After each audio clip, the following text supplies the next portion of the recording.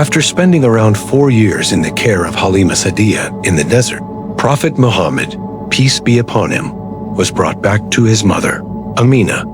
Halima had witnessed the miraculous incident of the splitting of the chest and, fearing for his safety, felt it was time to return him. Amina was delighted to have her son back, embracing him with love and tenderness. At this point, the young Muhammad, peace be upon him, was already showing signs of exceptional character. He was calm, thoughtful, and never involved himself in mischief like other children his age.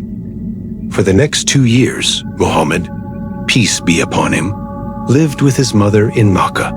During this time, he began observing the society around him. Even as a child, he stayed away from idol worship, immoral activities, and dishonest behavior, all of which were common in the Qurayshi society. His purity of heart and conduct stood out, though people did not yet fully understand that he was destined to be a prophet. Still, his gentleness, truthfulness, and intelligence made him beloved by all who knew him. When Prophet Muhammad, peace be upon him, was about 6 years old, Amina decided to take him to Yathrib, later known as Medina, to visit his maternal uncles from the Banu Najjar tribe, and also to visit the grave of her husband Abdullah. Accompanied by her slave woman, Baraka, also known as Hayman, they made the journey.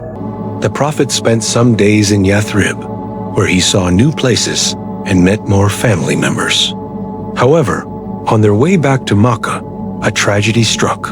Amina fell ill and passed away at a place called Abwa, leaving Muhammad, peace be upon him, an orphan of both parents. After his mother's death, young Muhammad, peace be upon him, was taken back to Makkah by Baraka. He was then placed under the care of his grandfather, Abdul Muttalib, who loved him deeply and treated him with great honor and affection. Abdul Muttalib, being the chief of Quraysh, would seat Muhammad next to him near the Kaaba while holding important gatherings, showing respect to his grandson, even though he was still a child. People noticed how the child carried himself with dignity and wisdom beyond his years. However, this arrangement lasted for only about 2 more years. When Muhammad, peace be upon him, was 8 years old, his grandfather, Abdul Muttalib, also passed away. Before dying, Abdul Muttalib entrusted Muhammad, peace be upon him, to the care of his son, Abu Talib, the Prophet's paternal uncle.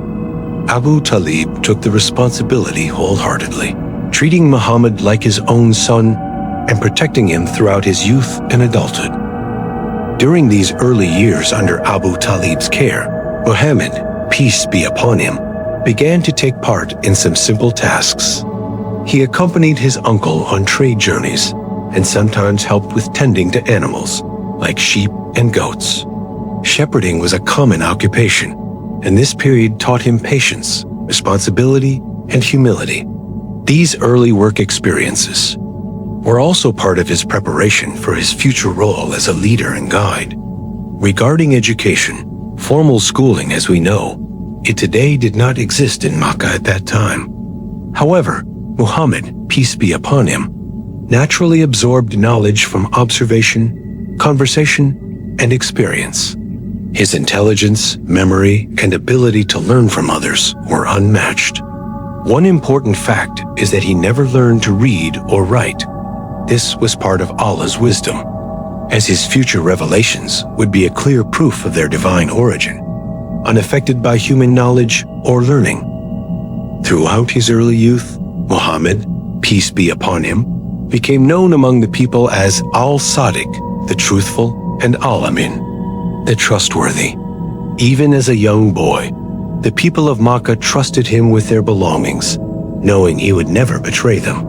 While no open miracles like the splitting of the chest occurred during these particular years, his character itself was a living miracle, pure, honest, and unlike any other young man in Makkah.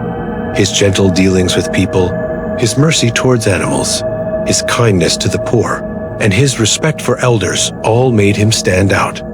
Though most people did not yet recognize that he would one day become the final prophet, some among the people of the book, Jews and Christians, had hints from their scriptures. It is narrated that once, while traveling with Abu Talib to Syria on a trade journey, a Christian monk named Bahira recognized signs of prophethood in young Muhammad, peace be upon him. Bahira observed the mark of prophethood between his shoulders and saw how clouds shaded him from the sun as he walked. The monk advised Abu Talib to protect his nephew carefully, warning that some might harm him if they realized his future.